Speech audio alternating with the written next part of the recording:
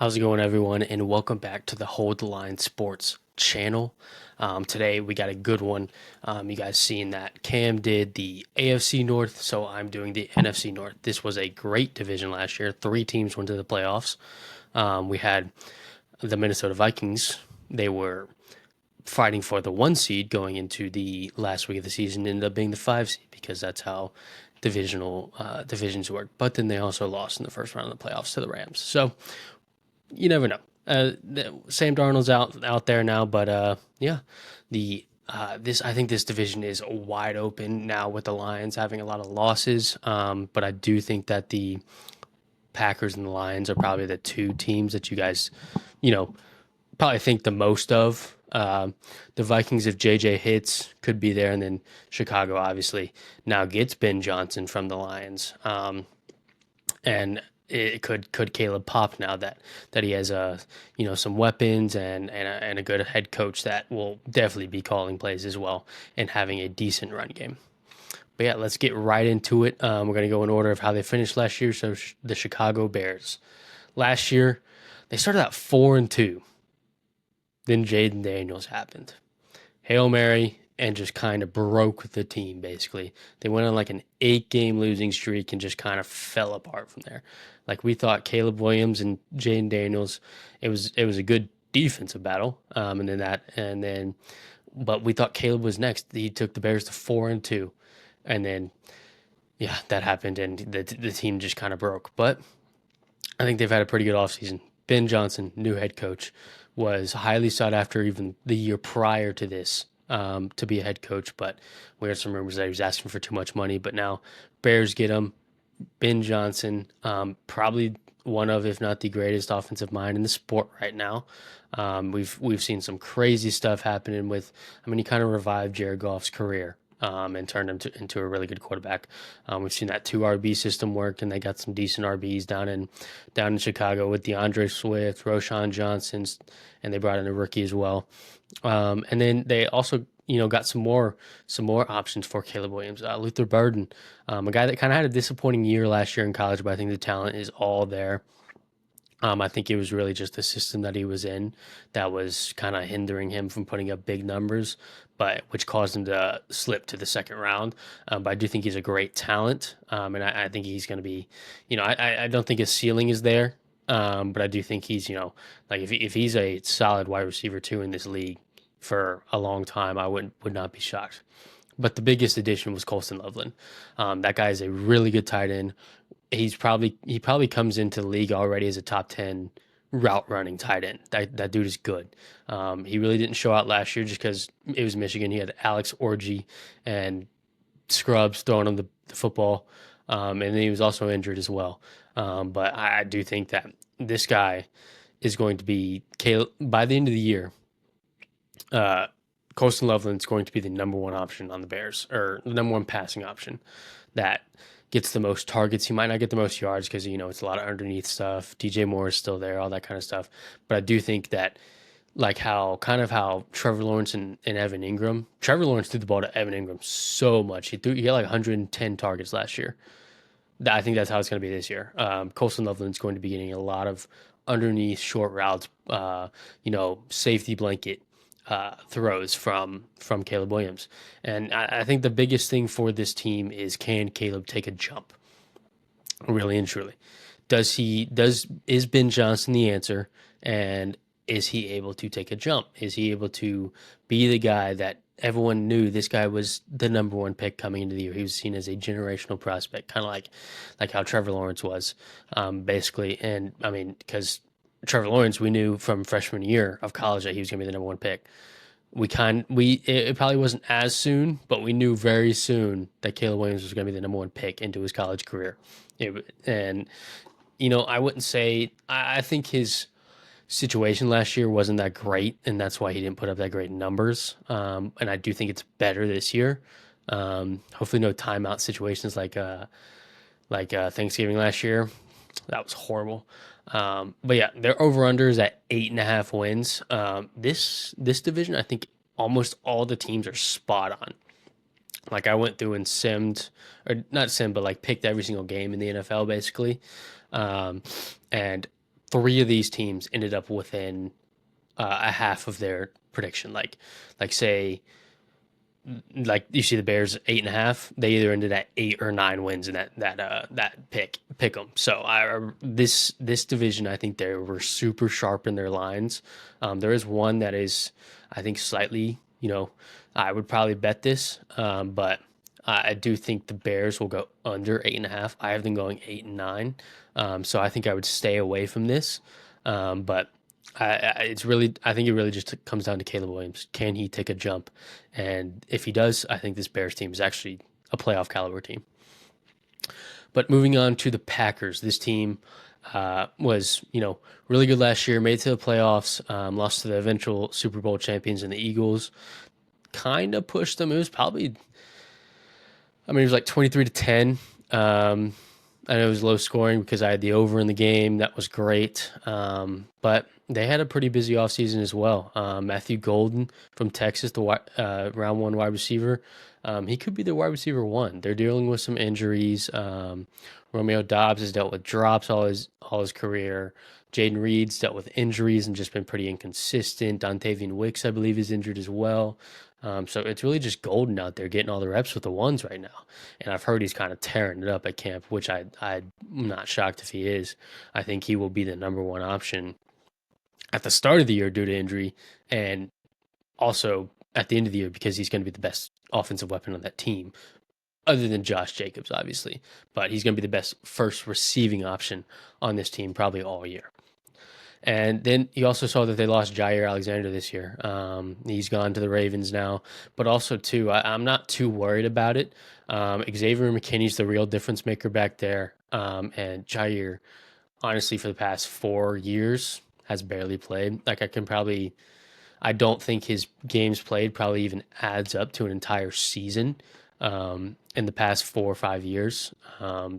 He just hasn't been healthy. And the Packers defense has still been pretty good. They were probably about average last year to above average. But I really do think it's because of Xavier McKinney and then the defensive front. McKinney had like 7 interceptions last year, like 4 in the first 4 games. It was crazy. And I really do think that this defense is going to be solid even without Jair. And can Jordan Love take another jump? So first year starting, he was really good. Last year, people say he was kind of disappointing. I see that it was disappointing mainly because he didn't take a giant jump like everyone thought he was. But can he do it again? I think so. I think we all know the Toyota Jordan Love thing, where if Toyotathon's going on, he's the GOAT.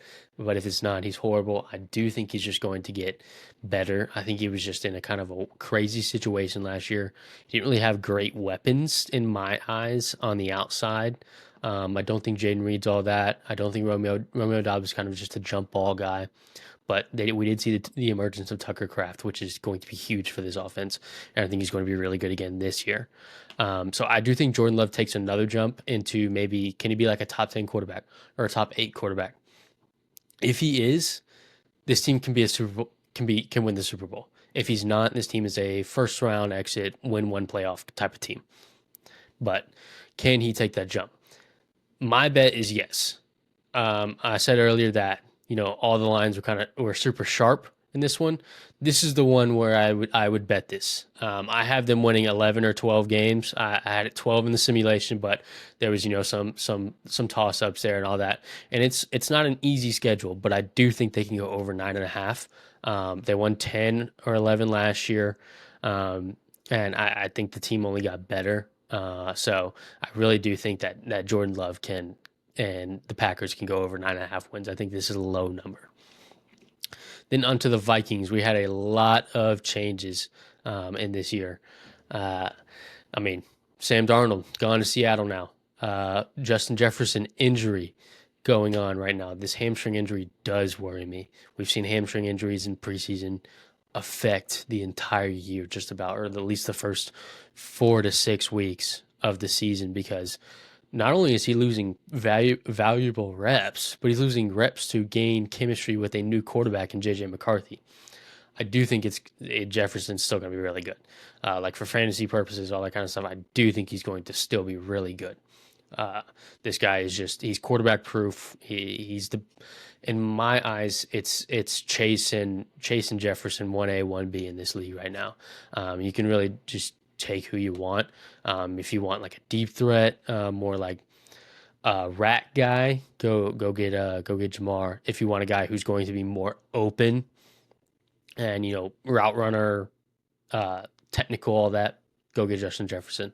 It really is 1A, 1B to me. But this hamstring injury does worry me. And then also the defense was elite last year. Can they replicate it? I really hope so. I do think they can. They lost a couple pieces, but I do think they can still, you know, replicate maybe not that great of a pass rush as they had last year, and a run defense. Their D line was so good last year, but lost a couple pieces. I really do think that this team is going to be really good still, or really good for having a first year starting quarterback. I think he's going to be the issue sometimes. I know he's more of a game manager type, but I really do think he's going to struggle at times. But I like JJ McCarthy. I think this year is going to show a lot of promise, but also I don't think it's going to be their year, like them go 14-3 like they did last year, which was wild. No shot in hell did I think Sam Darnold was going to lead the Vikings to 14-3 record. So JJ McCarthy could do that too, and I think he's going to get better as the season goes on. I think they're going to start slow, not only due to injury and then just a rookie quarterback back there, rookie first year starter, quarterback back there.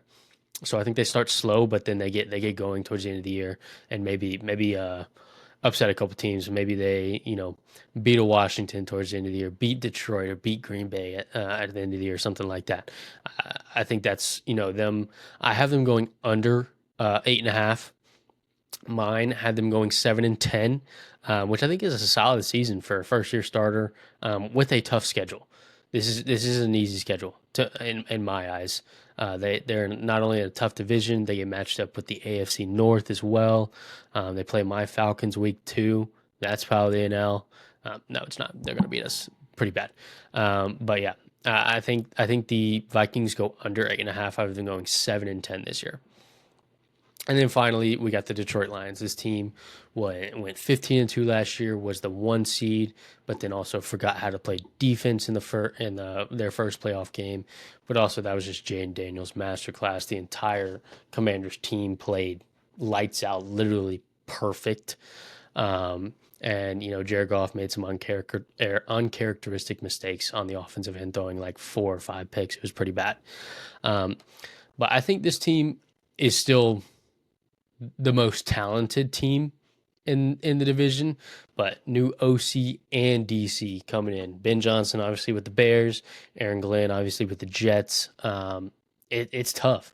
New system for Goff. Can he replicate the success that he's had? Can David Montgomery and Jahmyr Gibbs be that, Sonic and Knuckles like they have been? Can Amon-Ra and JMO be that elite wide receiver duo that they have been? And can Sam Laporta still be that really good tight end that he's been? It's really just depends on what this new OC is doing for them. I think they'll still be a really good team, a really good playoff team, and they are a Super Bowl contender. I just think they start a little slow out the gates. They get Green Bay. They go to Green Bay week 1. That's a tough draw. And then they get Chicago. Chicago could be better. And then they get Baltimore at Baltimore week 1, or week 3. That is a tough stretch to open up a year. And then they get a little bit of a break, and nothing in the NFL is a break at Cleveland versus Cleveland. But then at Cincinnati, at Kansas City versus Tampa Bay. That is a rough first 6 or 7 games. I shouldn't have said that, but yeah, it's a pretty tough schedule. But I do think that this Lions team is well equipped for it, at least talent wise. It really just comes down to coaching, and I trust Dan Campbell enough. Really, the OC and the DC, it will come down to them. But Dan Campbell, we know he's aggressive. He's going to go for it on 4th and 25 from his own 30. Absolutely wild, man. But You never know.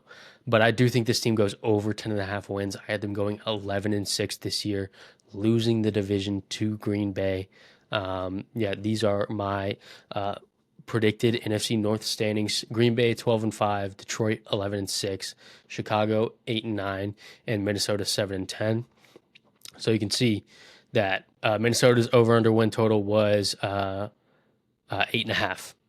Right there, kind of. I can see 7-10, 8-9. Chicago's was 8.5. Right there, half. They're within a half of their win total. Detroit's 10.5, within a half of their win total. The one discrepancy I had was Green Bay. I think they go 12-5, and their win total was 9.5. I really do think this Green Bay team is going to be able to, take advantage of the coordinator and all the changes that's going on in Detroit, plus a little bit injury luck going on. But yeah, let me know what you guys think I missed. Let me know, who you think is going to win the NFC North. I know a lot of people think the Lions still got it. One of my best friends is a Lions fan. He's probably going to text me once this goes live, be like, "What are we doing?" But yeah, I think this division is going to be really good again. Although the Vikings and the Bears are 7-10, 8-9 in my eyes, they're scrappy teams, and it's because they do play a pretty tough schedule that they get. A little like if either of these teams were probably in the NFC South, they'd probably win the division. The Bears maybe, the Vikings. It'd be close with the Bucks and the Falcons, but I really do think that these teams are pretty solid and can make some contenders sweat a little.